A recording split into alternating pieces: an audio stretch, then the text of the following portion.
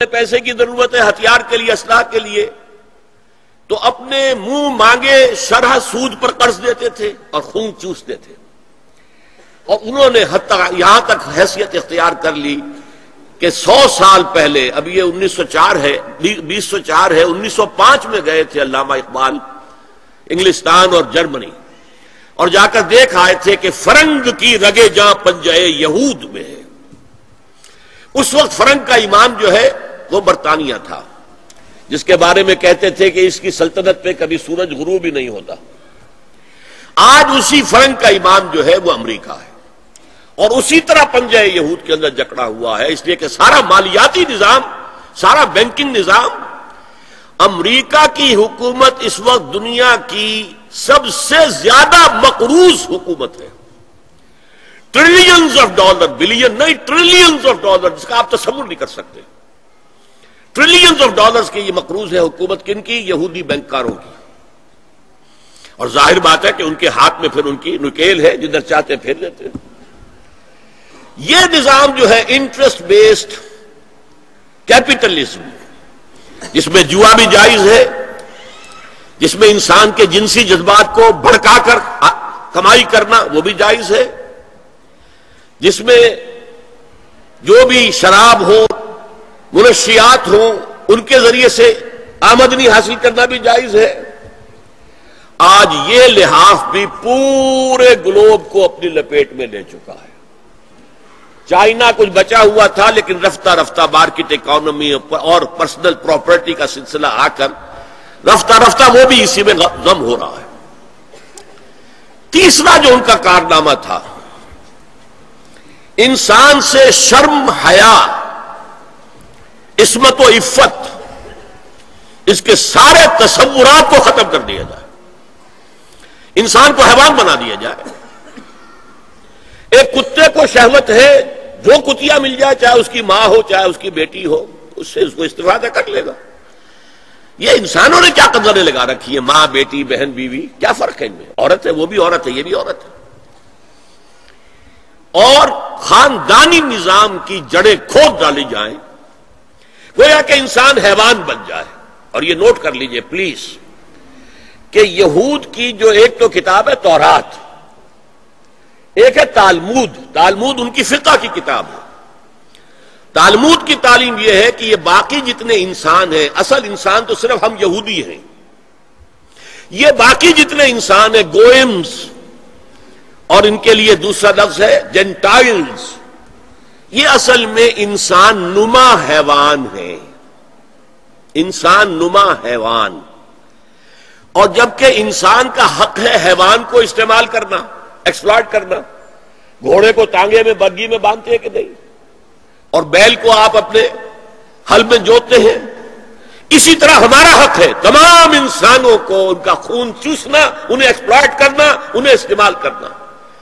اور اس کے لیے بہترین طریقہ یہ ہے کہ انہیں واقعتاً حیوان بنا دیا جائے، انسانی اقدار ان سے چھین لی جائیں. حیوان بنیں گے تو پھر کام کریں گے ہماری مرضی کے مطابق، اور جو کام وہ کریں گے، اس کا جو بھی پروڈکشن ہوگا، ہم سود کے ذریعے سے اس کی ملائی اور مکھن کھینچتے چلے جائیں گے، اور باقی چھاچھ ان کو بھی دے دیں گے. آخر انہیں بھی رہنا ہے، زندہ رہیں گے تبھی تو کوئی کام اگلے دن کریں گے. گھوڑے کو بھی شام کو آپ کو چارہ ڈالتے ہیں، کوئی چنے ڈالتے ہیں، تبھی تو اگلے دن جو ہے تانگے میں جوتیں گے. یہ ان کا تیسرا فلسفہ تھا. یہ انتقام یہ لوگ یورپ سے اور امریکہ سے، عیسائیوں سے بھرپور طریقے پر لے چکے ہیں. شرم اور حیا نام کی کوئی شے نہیں رہی، عصمت و عفت کا کوئی حساب نہیں، کوئی ذکر ہی نہیں. اور گواہی ہے کیا ہے؟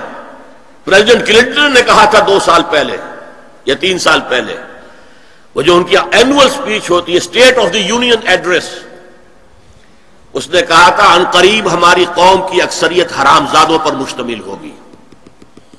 یہ حرام زادے کا لفظ میں نے ترجمہ کیا ہے born without any wedlock. ایک تو ہوتا ہے ایک مرد اور عورت کی شادی ہوئی ہے، نکاح ہوا ہے، پھیرے پڑے، کچھ بھی ہوا ہے، لیکن اعلانیہ طور پر وہ اب شوہر اور بیوی کی حیثیت سے ہے، تو ان کی اولاد ہو رہی ہے، جائز اولاد ہے. ایک بغیر شادی کی اولاد ہو رہی ہے تو یہ حرامی ہے، حرامزادے ہیں. انہوں نے کہا کہ ہماری قوم کی اکثریت حرامزادوں پر مشتمل ہوگی. ہومو سیکسولیٹی، لیسبینز، گیز، اور بالکل ڈکلیئر کرتے ہیں. پادری ڈکلیئر کرتا میں گے ہوں، سینیٹر ڈکلیئر کرتا میں گے ہوں. انہیں کوئی شرم ہی نہیں، اس کے اندر کوئی حجاب نہیں، اعتراف کرنے کے اندر کہیں بھی کسی طرح کی رکاوٹ نہیں، ہچکچاہٹ ہی نہیں. یہ جس کو کہا جائے گا پرمیسو ہیڈونزم، جنسی لذت ہر طریقے سے حاصل کی جا سکتی ہے. زنا بالرضا ہو تو کوئی جرم ہے ہی نہیں. ہاں زنا بالجبر ہو تو جرم ہے، بالرضا ہو کوئی جرم نہیں، جرم ہے ہی نہیں سرے سے. ساری اخلاقی اقدار کو اس طریقے سے انہوں نے ملیا میٹ کر دیا ہے. البتہ ابھی یہ تیسرا معاملہ کچھ عالم اسلام کی حد تک ابھی پورا ان کا پروگرام مکمل نہیں ہو سکا. ہمارے ہاں ابھی کچھ خاندانی نظام کی بنیادیں باقی ہیں. کچھ والدین کا ادب ہے، ان کی عزت ہے، ان کی خدمت کو انسان اپنے لیے سعادت سمجھتا ہے. بیوی اور شوہر کے درمیان محبت، الفت، باہمی اعتماد کی کچھ فضا ہے، خاندانی نظام ہے. اگرچہ تیزی سے بگڑ رہا ہے نظام ہمارا، اور ہمارا ایلیٹ طبقہ اوپر کا جو ہے وہ مغرب کے طرز پر جا چکا ہے، لیکن ہماری مڈل کلاسز میں، لوور کلاسز کے اندر ابھی کچھ اقدار ہیں شرم کی، حیا کی، عصمت کی، عفت کی. آپ پورا زوردار طریقے پر مہم چلا رہے ہیں کہ مسلمان ممالک سے بھی یہ ساری اقدار ختم کر دی جائے. چنانچہ نوٹ کیجئے، قرآن مجید میں 2 جگہ پر اللہ تعالیٰ نے اہل مکہ کو وارن کیا تھا. اولم یروا انا ناتی الارض ننقصها من اطرافها. کیا یہ قریش دیکھ نہیں رہے کہ ہم رفتہ رفتہ ان کی طرف بڑھ رہے ہیں، چاروں طرف سے ان کے گرد ہمارا گھیرا تنگ ہوتا جا رہا ہے. ان کے گرد جو قبائل آباد ہیں وہ ہمارے حلیف بنتے جا رہے ہیں. یہ سورہ رات کی آیت ہے، اور اسی طرح سورہ انبیاء میں ہے افلا یرون انا ناتی الارض ننقصها من اطرافها. تو اسلام گھیرا تنگ کر رہا تھا رفتہ رفتہ کفار مکہ کے گرد. آج یہ برعکس ہے کہ یہ مغرب یہودیوں کی سازش کے تحت اور امریکہ کی عظیم قوت کو استعمال کرتے ہوئے، سول سپریم پاور آن ارتھ، آج یہ ہمارے گرد گھیرا تنگ کرتے چلے آ رہے ہیں کہ ہمارا معاشرتی نظام بھی تلپٹ ہو جائے، درہم برہم ہو جائے، ہماری اقدار بھی ختم ہو جائے، ہمارے ہاں بھی عورت اور مرد بالکل برابر ہونے کے مدعی ہو کر میدان میں آ جائیں، عورت مرد بن جائے، مرد عورت بن جائے، مردوں کی شادیاں ہو جائیں کہ ایک مرد شوہر اور ایک مرد بیوی اور رجسٹر ہو جائے شادی. لیسبینز کی شادیاں ہو جائیں کہ ایک عورت شوہر ایک عورت بیوی اور رجسٹر ہو جائے شادی. یہ سارا کام ناتی الارض ننقصها من اطرافها، اس کی مثال کیا ہے کہ پہلے اس پروگرام کے تحت 1994 میں کانفرنس ہوئی قاہرہ میں. عرب ورلڈ کا وہ مرکز ہے، اس لیے کہ عربوں میں تعلیم کے اعتبار سے، ٹیکنالوجی کے اعتبار سے سب سے آگے مصری ہے. تو یہ چونکہ ان کا ثقافتی اعتبار سے امام ہے، وہاں جا کر انہوں نے ڈیرا لگایا اور ان افکار کی اور ان نظریات کا پرچار کا معاملہ کیا. دوسری 1 سال کے بعد کانفرنس کر دی بیجنگ میں، تاکہ ادھر سے اور ایک اور طرف سے گھیرا ڈالا جائے اور عالم اسلام کا جو یہ حصہ ہے ایشیا کا، اس کے اوپر اثر انداز ہوا جائے.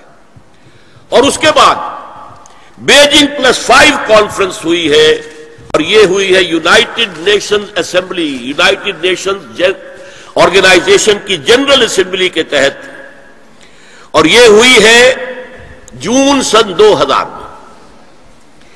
اب اس میں جو بھی ایک پرچہ تیار کیا گیا تھا ایجنڈے کے طور پر، اس میں جو سفارشات تھی وہ میں آپ کو بتا رہا ہوں.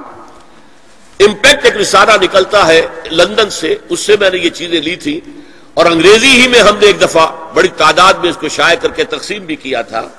لیکن اس میں صرف آپ کو یہ بتا رہا ہوں کیا فیصلے تھے، کیا کرنا ہے. نام اس کا کیا تھا کانفرنس کا؟ Women 2000، gender equality, development and